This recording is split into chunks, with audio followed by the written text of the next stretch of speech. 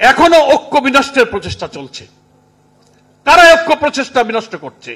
কি সে বক্তব্য, কি সে ইস্যু? আমরাই তো তারাই যারা ফ্যাসিবাদের বিরুদ্ধে রাজপথে আন্দোলন করেছি। এখানে জাতীয় নেতৃবৃন্দ সবাই গ্রেফতার হয়েছেন। আমাকে ওই জুলাই আন্দোলনের মধ্যে 20 তারিখ আমার বাড়িতে ঘেরাও করে আমাকে গ্রেফতার করে নিয়ে যাওয়া হয়েছে। আমার মা চোখের পানি ফেলেছে, আমিও জেল খেটেছি। আমি যখন 5ই আগস্টের লক্ষ কোটি জনতার এই উত্তাল আন্দোলনের ঢেউ, তখন কারাগারে অন্তরীণ অবস্থায় আমরা টেলিভিশনে সেই দৃশ্য আমরা দেখেছি। শেখ হাসিনার 15 বছরের শৈশব শাসনের প্রায় 7.5 বছর আমি কারাগারে, 6 বার আমাকে গ্রেফতার করা হয়েছে, 67 দিন আমাকে রিমান্ডে নেওয়া হয়েছে। কিন্তু আমরা যখন জাতীয় ঐক্যের প্রশ্ন তুলি, তখন একটা দল আর একটা দলের ব্যাপারে বক্তব্যের ক্ষেত্রে আমরা সাবধান থাকি না।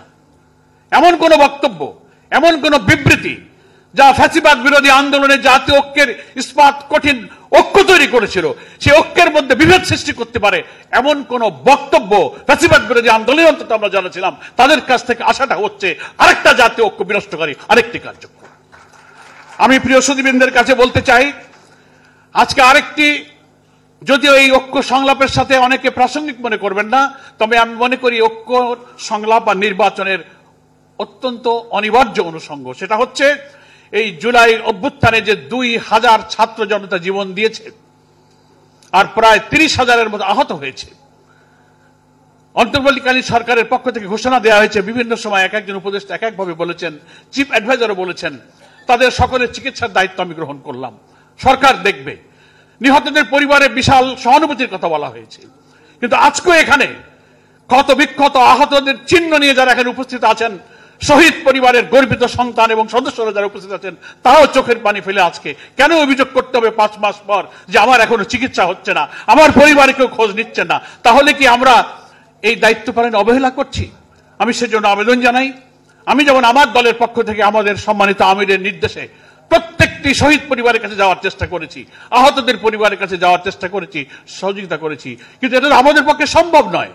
সরকারের দায়িত্ব, যে ওয়াদা করেছেন, আমি মনে করি তাদের কমিটমেন্ট পূরণ করে দ্রুত আহত এই সমস্ত সংগ্রামী জুলাই যোদ্ধাদের চিকিৎসার জন্য অবিলম্বে ব্যবস্থা করা উচিত। আর কোনো আলোচনায় যেন তাদেরকে অস্ত্রসিক্ত হতে না হয়।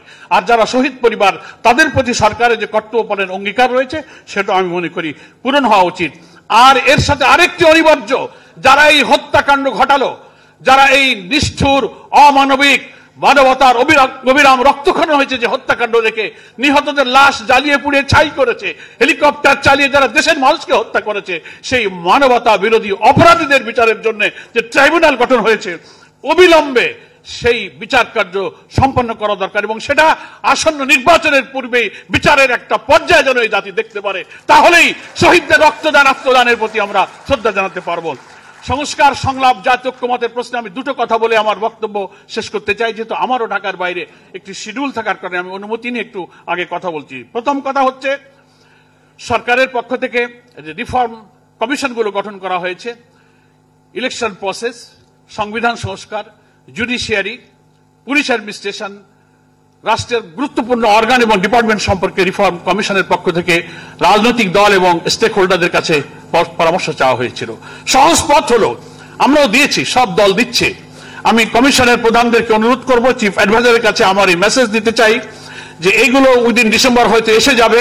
আসার পর এগুলোকে সল্ট আউট করে রাজনৈতিক দল এবং স্টেক হোল্ডারদের কাছ থেকে আসা সমস্ত সংস্কার এবং জাতীয় ঐক্যের দৃষ্টিতে যেগুলো কমন, অধিকাংশ ক্ষেত্রে যেগুলো মিল পাওয়া যাবে, সেগুলো নিয়ে আরেকটি পাবলিক ডায়ালগের ব্যবস্থা আপনারা করুন, সেখানে একটা জাতীয় ঐক্যমত তৈরি হতে পারে। আর এই সংবিধান, আমাদের নির্বাচন ব্যবস্থা, নির্বাচনের সরকারের ভারসাম্য, রাষ্ট্রপতি প্রেসিডেন্টের মধ্যে ক্ষমতার ভারসাম্য রক্ষা, নানান ব্যাপারে আমরা আমাদের সব বক্তব্য কিন্তু ওই কমিশনের সুপারিশের মধ্যে বলেছি।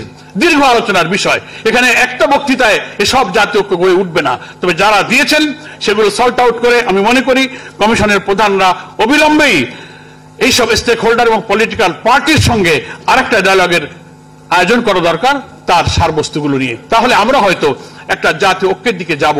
আর সংস্কার বিশাল ব্যাপার, রাষ্ট্রের সমস্ত অর্গান পলিটিসাইজ হয়েছে এবং করাপ্ট হয়েছে। এটা একটা অন্তর্বর্তীকালীন সরকারের পক্ষে সবকিছু সংস্কার করা সম্ভব নয়, ইট উইল টেক টাইম।